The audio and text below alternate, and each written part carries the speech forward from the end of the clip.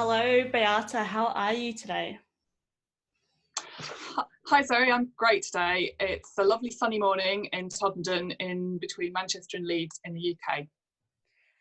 Excellent. It's so great to speak with you. And we were meaning to do a Smart Community podcast episode a while ago now when I was racing around finding guests for Mobility March, but we didn't end up getting there. But I have been following you on LinkedIn, and we will do an episode for the podcast, which, we talk about smart communities and mobility and all those things. But I wanted to get you on today because you've been doing some different things, and obviously things have changed so much, from the beginning of the crisis to now as well. So I'm just really keen to hand over to you and just tell us, well, first of all, tell us who you are. And you've already told us where you are, and just tell us what you normally did, and then just, that's a lot of questions. We'll start with that. Okay, so I'm a transport consultant, a researcher, and I write quite a lot of thought pieces about the way that transport's developing, new mobility and future, and the way that innovation could affect our lives. I'm really interested in mobility as a service. I'm really interested in finding ways of helping people transition away from having a personal car that they have to own and towards greener technologies and more shared technologies. So I do quite a lot of work in bike share. I've just finished evaluating an electric vehicle and electric cargo bike project in Manchester, run by Manchester City Council and the two universities. I'm working on mobility hubs for Calder Valley Council. I've just finished a piece about mobility as a service in adult social care in Cambridgeshire. So all sorts of kind of new mobility type things. But when the crisis really became apparent a little bit before official lockdown in the UK, when people were saying stay at home if you have cold symptoms of any kind. I got a cold, so I immediately stayed at home with my housemates and my partner, and we cast our eyes around, and actually there were already 5 families within, I don't know, 500 meters of my house who are all sheltering because of either temporary things like having some respiratory symptoms, or because of longer term issues like vulnerabilities from treatments and immune problems. So I thought immediately, what is the implication of this? It's delivery. The implication of this is that we're going to get a lot more vans and supermarket delivery vehicles up and down our lanes, which are not particularly built for even the Mercedes Sprinter is a bit large to go up and down our lane. And so my immediate thought was, well, I wonder if we can do this differently. This is Todmorden. We are a well known for our innovative spirit, and I thought, well, this is the only time we've probably got an opportunity to see whether an electric cargo bike could actually meet the demand for deliveries. And so entirely coordinating remotely for 2 weeks, which was a little bit tricky, I obtained from Manchester Bike Hire, bless them, an electric cargo bike. It's a Reese & Miller Paxter 80 for anyone who's interested in the technical details of cargo bikes. And she's called Bertha, and she arrived, I think, on the 24th of March, and a couple of friends kind of had to go to Manchester anyway as part of their work, so they brought her back for me, put her in the yard, we cleaned her down, and she immediately went into duties working for, first of all, just getting stuff for neighbours. Some of my friends don't drive, I don't have vehicles, and the problem with sharing vehicles is insurance. So although technically people can drive, then the whole kind of like using each other's cars in the UK is a bit of an issue. So bike doesn't have these issues, and so friends of ours who weren't in Chelsea could just kind of borrow her, go and do a shop or whatever. And whilst that was happening, I was putting out feelers into the local community to find out which shops really found that they were needing deliveries. We have a market, a Lindor covered market, which has 10 or maybe slightly more stalls, and I mean, at the time as well, right at that beginning, people were panicking and trying to get online orders from supermarkets, and there were absolutely no slots. And my next door neighbour has to shelter, and she was really struggling to find ways to feed her family, and they have that one of their children is very ill, so she really didn't want to put him in any kind of danger. So I was thinking that there must be shops out there who could deliver food. So I used Facebook and community things, and just sent out messages, and eventually someone from Todmorden Market, which is, you have to understand, not the world's most online kind of venue. So yes, Todmorden Market has gone, a number of the stallholders, all the provision stallholders have gone onto this website called SmartCommPod, which will collate all the orders, and so I've been organising the deliveries for those using the cargoBeate, which is Wednesday to Saturday, and there's been around about 10 orders a day from Todmorden Market. Then our local health food shop, Todmorden, has been using the service, and that was quite different because she was very worried that people would abuse it. And actually, once I said, well, if you want to charge and give me the money for it, then that's fine. So that's a charged deliveries because that suited her. And she felt better about charging because she would really like the cargoBeate to continue after the end of this crisis as we reach a new normal. And then we also do bits and bobs for other shops, like there's a cheese shop that does deliveries a couple of times a week. And then on Saturday mornings, the Todmorden Food Bank, which is quite a different sort of around. One of the things that I found was you quickly understand that different sorts of shopping weighs differently and loads differently, and you've got to work out. So the Todmorden, everything is boxed in veg boxes, which loads completely differently from the market food, which comes in bags. And so I've obtained some of the Euro crates that supermarkets use, and we can stack 6 of those into the bay at the front of the cargoBeate. Food bank orders they're not orders, they are gifts, donations. And what I found is that the food that's donated is non-perishable, and it's a lot heavier, so we can do fewer of those actual bags per set of deliveries, which was a bit of a very real kind of reflection on the different sorts of food that people can have. If you're paying for your food, you're buying fresh stuff which is light and airy and not as dense, and if you're not paying for it, you seem to be getting things that maybe aren't as fresh and full of vitamins, and that's something that I've been really worrying about over the last couple of weeks. So those are our kind of current clients at the moment. We've also been lent a bike by Calder Valley Council, which is our local borough council, who've had some electric electric tourist hire bikes, and one of those was a cargoBeate. So in our neighbouring town, which is 5 miles down the valley, we've installed that bike, and we've started to do deliveries for one of the local shops there. So we're sort of spreading out because it's a long, thin valley, and there are lots of little sort of towns and villages along the length of it.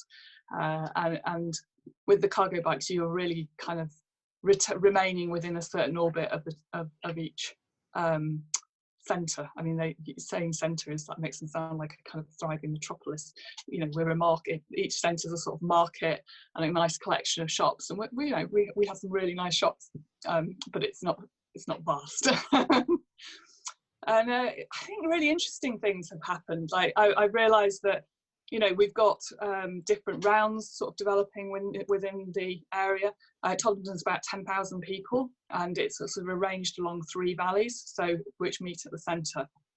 So you kind of develop these rounds, and although we have some really rural areas then that are kind of up the hills, most of our deliveries are actually along the 3 sort of spurs that radiate out from the centre. So sometimes we end up with a kind of quite a long trip, so 25 miles in a day maybe, and some days it's just 10 because no one on the tops has ordered. And that it's quite interesting. Again, you've got a slightly different demographic, the denser houses in the centre versus the kind of houses on the hills, and the rate at which people buy shopping. It's absolutely fascinating, and things I've never thought of in my life. But what's really important to me was the kind of long-term issue, and thinking about what's going to happen as we come out of this, because we can see an economic crisis coming down the tubes. I mean, there are jobs being lost already. Companies are talking about going straight from furlough to redundancies, things like that. And I think that in a place like Todmorden, which is very, very semi-rural, we have quite high rates of car ownership. And cars are expensive. It's not just the fuel and it's the maintenance, and it's the where you keep them, and also repayments. I think that's the other crisis that's potentially coming down coming fast at us from the future, is that crisis in loan repayments, as people find that their economic circumstances are reduced. So one of the really nice things I've been talking to people about as I've been delivering, and it's not just me delivering, it's a number of different cyclists around the valley who are all pretty keen on a bit of extra exercise. But one of the things I've been talking to people about is, is this going to help you know that you don't need a car? So, if you can order your shopping, and it can be local shopping, it doesn't have to be supermarket shopping, then could you maybe not have 2 cars, or maybe not even have 1 car? I think the really interesting thing is seeing a lot more people out walking in the town, and thinking, just feeling that there's a slightly different attitude to the way that we travel around developing. So there was a kind of crisis response, trying to make sure that people got fed, which we're doing, which has been amazing. And then there's been this sort of long term, can we reduce the number of cars? Can we reduce the need to rely on cars? Because I think one of the things that we worry about is people being trapped into car ownership and it really costing them a disproportionate amount of their income. And that could only get worse, I think, in the future, if we have a bit of an economic crash. A bit of an economic crash, that's that's one of those oxymorons, a severe economic event. So that's what we've been doing. We've been calling it cargoDale because we live in Calder Valley and it's a cargo bike. and it's been one of those strangely easy to do things. I mean, obviously we haven't kind of created a business model properly for it. It's not really funded. I've just been paying for it, paying for the hire of it, and everyone's volunteering because it's something they want to do when there isn't a great deal else to do at the moment, to be honest. But it's interesting, and we've got a lot of data out of it. So I've kept we have a tracker on it, so we know what the daily mileage is, we know what CO2 emissions avoided are for it, and we know how many deliveries we've done, we know all the postcodes that we've been to. So it's kind of really interesting from the data point of view as well. Yeah, absolutely. I've been thinking a lot about data lately. Well, I'm doing a master's of data science, so you'd think that I would be, but I was thinking about some of these, we talk about data in tracking and tracing and all those type of things, but then actually measuring and monitoring these other impacts, these other things that are happening because of the crisis. I'm really interested in looking at that, and then the ongoing behavior change that maybe we can drive through, and no pun intended, through showing that this is possible, because it had to be possible, right?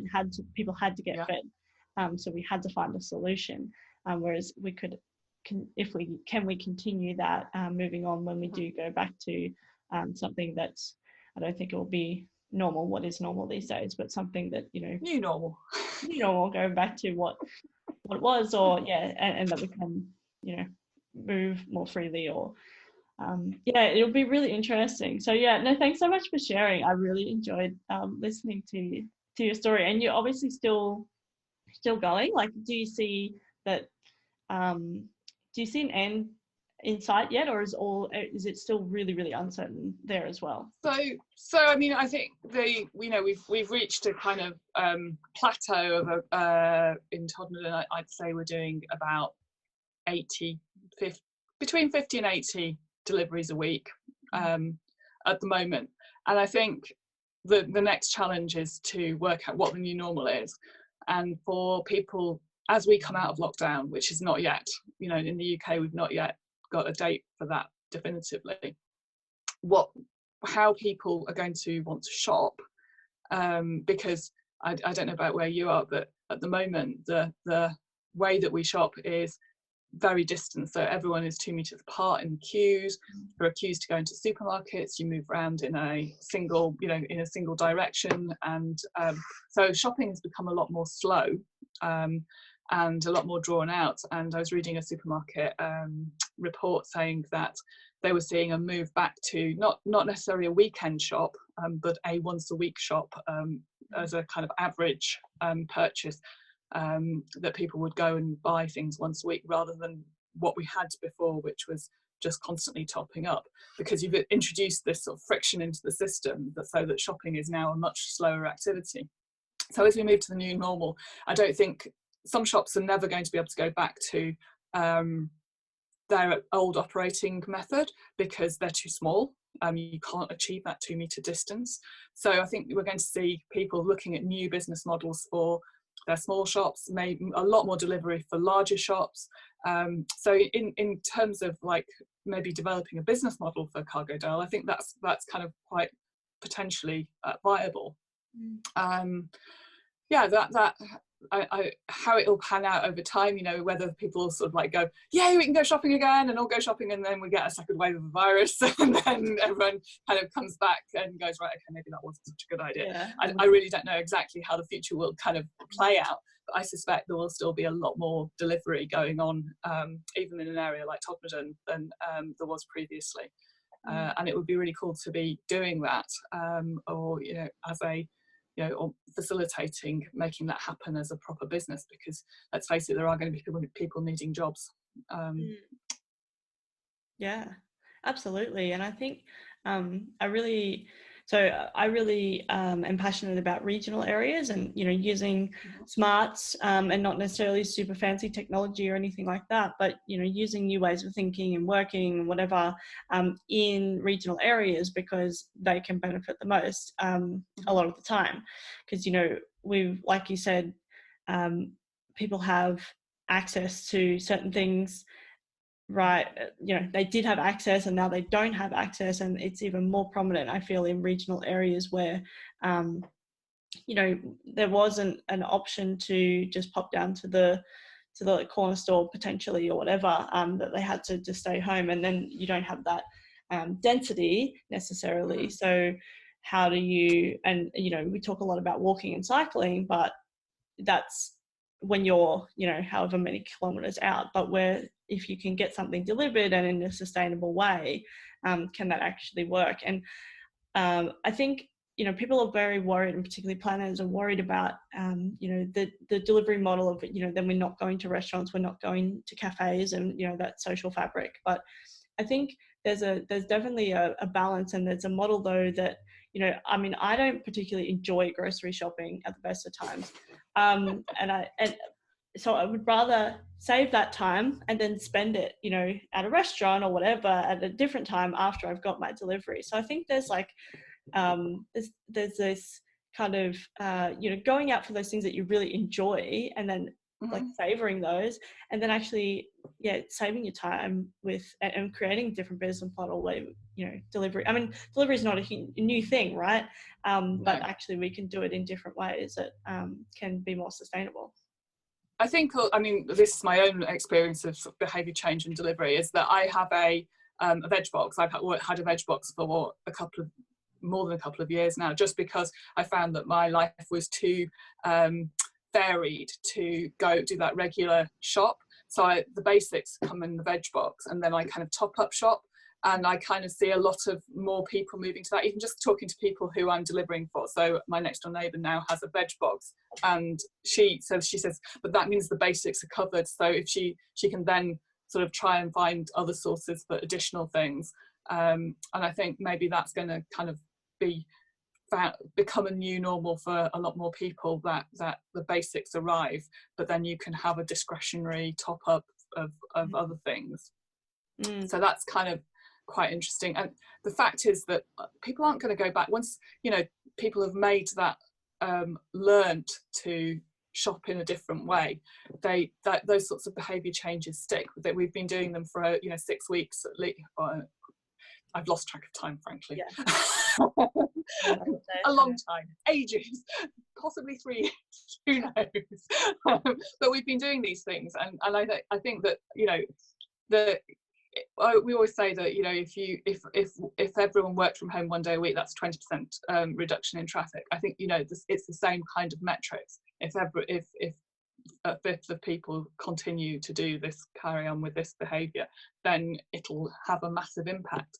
One of the things that's really interested me about the cargo bike and delivery is reflecting on all of those people who mostly would have driven into the town centre to go and shop. So I've collected my mileage and CO2 emissions avoided, but actually I suspect that will be a much bigger figure if you counted the journeys into Todmorden that people have avoided making, because they're obviously making a one-off there and back again type journey in a car. And we have a lot of SUVs in the valley. It's kind of like people think that they need a four-wheel drive, but it is that kind of a place where that ruggedy marketing has really taken hold in people's imaginations.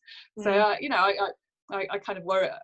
I've always wondered about what the traffic implications for a move from shopping to delivery would be, and I feel that I'm really coming down on the positive side, that actually delivery reduces traffic, particularly if it's in a cargo bike. I mean, it's a no-brainer. But yeah, it's quite interesting. I think you need consolidation though, and that's the kind of thing that we're starting to achieve in Todmorden. We've used this kind of town-based website called Shop Happy. So each retailer loads their stock onto it, and it'll consolidate all of the orders. You can have cheese from Mrs. Crumbly Cheese, and veg from the veg stand, and sweets and pies and whatever from the market, and it creates this kind of like shopping basket that's more diverse. And it also means that at the moment we're doing free delivery, but it means that if we did move to charge delivery, it would just be one delivery fee for all your shopping from the centre of Todmorden. And that's kind of quite a nice thing, and an ability to have. But it does kind of emphasise that it's not the same as an Amazon Prime where you can have one shopping basket and 3 different vans turn up. It's kind of the inverse model. And I think what it also does is it shows people what is possible. And so you're delivering on a cargo bike, and maybe they think, okay, well, when they can, obviously, maybe I could ride my bike into the the centre to have a coffee or whatever. And so I think the delivery part, because I think there's a lot of when you drive your carts because it's heavy and you whatever, whereas you could walk into the centre and have a coffee and walk home or whatever, because the delivery side is taken care of.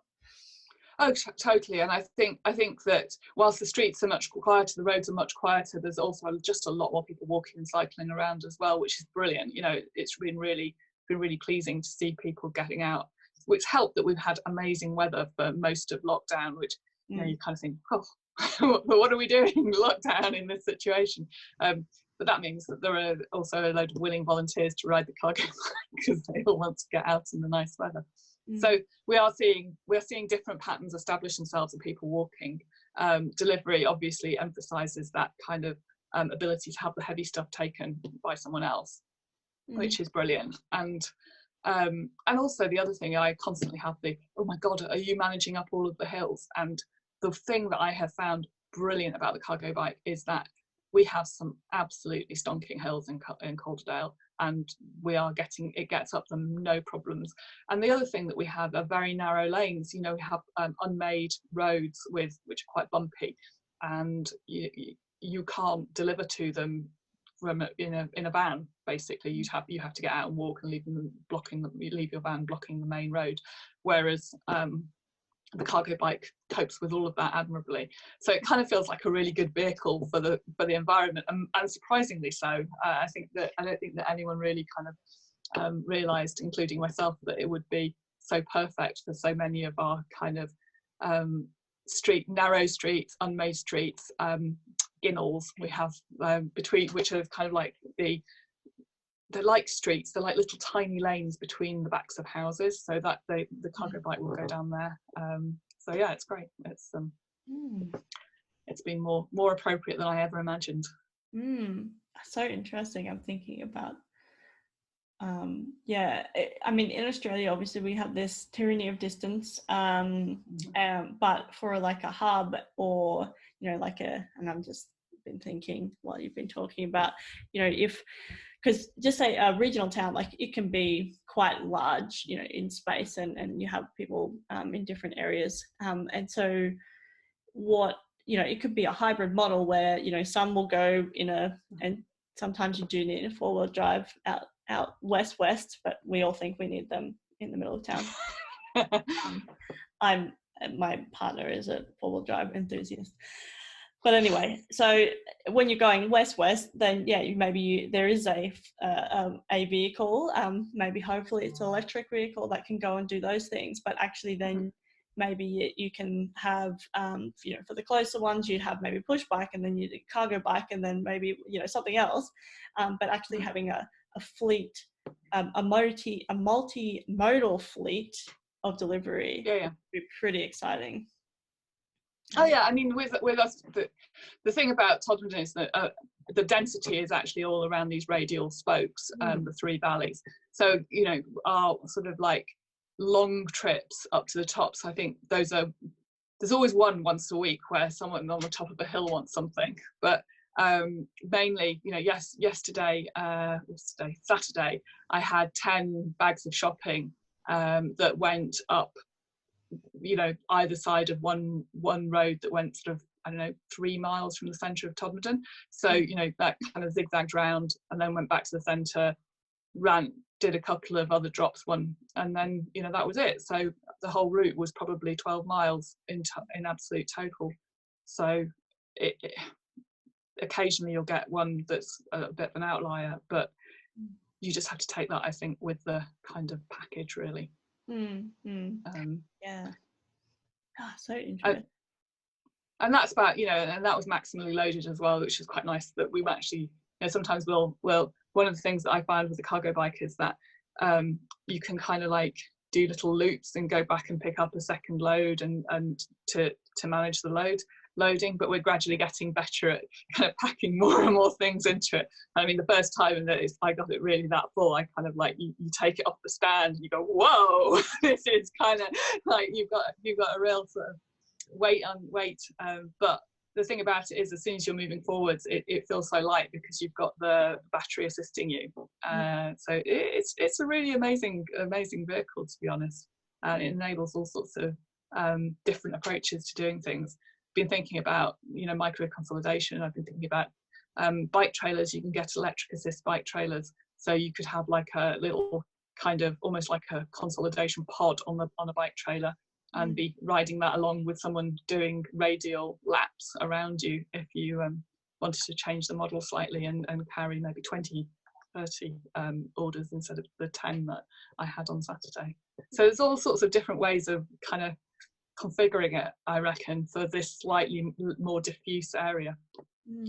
Obviously at some point I'd really like to compare it with a proper, a city last mile delivery service, because that would just be fascinating, really, in terms of drops per mile and all of that kind of density stuff and how long things take to make those deliveries. I keep asking our DHL drivers how many drops they do a day.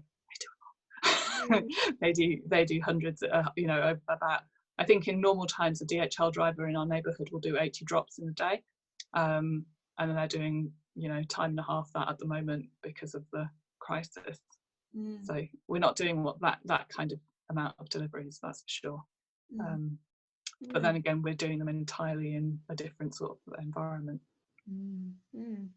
Yeah, so interesting. And I think like it really shows that the shift that can happen really quickly when we need to. And because we talk a lot about in transport, obviously there's behavior change, and obviously this is not this is, you know, that delivery service, but, you know, people still, there's the behavior change of people then having to, you know, access that or whatever, and they've, you know, kind of had to. So, but then that gets ingrained in, this is easy, I can do this, and obviously it's free at the moment, so it's a little bit of a no-brainer. But yeah, then how you can build that into your routine moving forward will be really, really interesting to see. And yeah, I'm really keen to see some of the data and compare those comparisons as well. One of the things that I've been thinking about is how a cargoBeate delivery service compares to a van-based delivery service, and wondering what speed limits, how speed limits would make a difference. Because if you're in a 20-mile-an-hour zone, then your van and your cargoBeate basically travel at the same speed. It's only outside of those sorts of zones that you have where the van has an advantage. So I'm kind of interested in, you know, particularly city urban areas where you've got these low speeds, how a cargoBeate compares in terms of actual delivery speed, and because there's a parking advantage if you're on a cargoBeate outbound, and also the kind of narrow lanes and being able to use cycling infrastructure where you have it. So there's, you know, there's kind of like, there's also business adaptations that could be happening as well. I know that in central London and central Manchester, then, you know, cargoBeates are being used as there's a really good business case for it. It's just, you know, looking at ensuring that we actually promote that and enable that as we come out of lockdown, that the cycling infrastructure remains. So we've got some, I mean, not in Calder Valley, but there are pop-up cycle lanes arriving all over the country, which is great. And then also, you know, trying to ensure that the speed limits are adhered to as well, which I don't know if you're having this, but the emptier roads are sometimes allowing people who would otherwise have been law-abiding just because of congestion to really put their foot down, and that's kind of unacceptable. It's a minority, because mostly the roads are really nice to ride on, but when you get those, it's kind of like, what's going on? So yeah, there's all sorts of behaviour. Well, I suppose there's legislation and enforcement that could really help reinforce that behaviour change. All weather, how are they, well, obviously you haven't had to test it in, say, snow or something like that. How would you deal with different weather? So at the moment we've had hot weather, which is unusual in the UK. So we've been ice blanketing the food, just to kind of with a reflective chilled blanket, just to make sure that shopping doesn't warm up too much. I mean, everything is delivered within 2 hours, so it's kind of, you know, it's not beyond, it's kind of not outside the compass of a normal shopping trip. So, and then rain, we're very good at rain in Yorkshire. So we have waterproof cover. We have everyone who rides in the neighbourhood knows that you have to have waterproof trousers and gloves. You know, it's clothing the riders, but because we're a volunteer force of people who are fairly keen on riding anyway, we have all of that kind of gear. Although one of my riders managed to get a real bum deal the other day and ended up wringing his gloves out when he delivered the bike back to the yard. So yeah, that's always going to be a bit of an issue. The thing about the electric bike is it's quite interesting because it takes some of the strain, so you're not working as hard. You can actually wear quite heavy waterproofs, whereas if you were just riding under your own steam, you get very hot if you're going uphill, and so waterproofs become quite kind of unpleasant and restrictive. Whereas you can kind of, you know, you can play around with the power that the assistance that the electric motor gives you, so that you don't have to work as hard if you feel like you're getting a bit steamy. Yeah, I remember going snowboarding in Canada once, and it's my first time snowboarding, and so I had like heaps of clothes on because it was snow, right? It's gonna be really cold. Yeah. Oh, it was so hot. It was like the worst. I was like trying to take, and of course I'm on the mountain, so you don't have anywhere to put your clothes, so you can't take them off. So I was just like melting, which I was like, this is ridiculous. It's snowing, and I'm trying to like take scarves off and shove it in pockets, and yes, it's snowing, but there's a nuclear reaction happening in my body. Yes, we're familiar with this experience. But yeah, because you don't have to work so hard on the bike, then you can kind of modulate that more easily.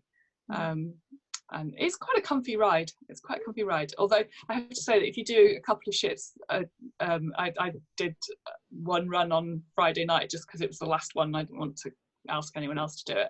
And then I did another run on Saturday, and two days running, and you can feel it in your legs. And I you know, I've done a lot of mountain biking, and I've ridden many miles. So it's interesting because you don't feel like you're working that hard on it because of presumably the assistance, but actually you are.